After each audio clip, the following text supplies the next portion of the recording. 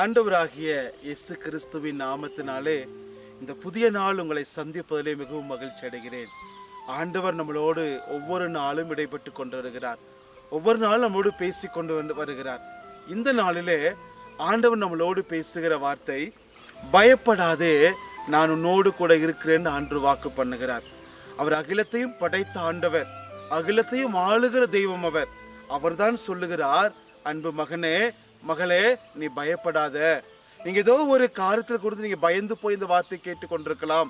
ஒருவேளை குடும்பத்தை குறித்து பயமா இருக்கலாம், அல்லது பிள்ளைகளை குறித்து பயமா இருக்கலாம், அல்லது கடன் பிரச்சனை குறித்து பயமா இருக்கலாம், அல்லது வியாதி குறித்து பயமா இருக்கலாம், அல்லது எதிர்காலத்து குறித்து பயமா இருக்கலாம்.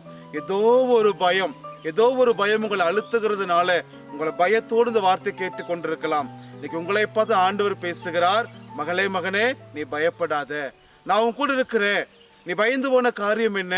நீங்க எதை குறித்து இங்க பயந்து போய் இருக்கிறீங்க? அந்த காரியத்துல ஆண்டவர் கூட இருப்பேன்னு ஆண்டவர் வாக்கு பண்ணுகிறார். நீ பயந்து போக, சோர்ந்து போகாத.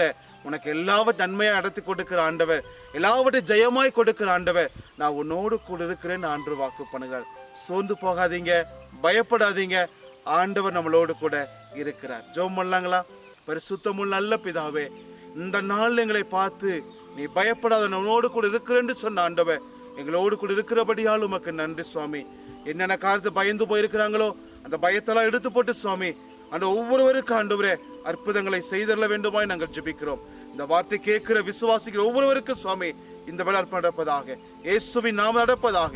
அப்படி செய்கிறதுக்காக நன்றி செலுத்துகிறோம். இயேசுவின் நாமத்தில் ஜெபிக்கிறோம் நல்ல பிதாவே, ஆமென்.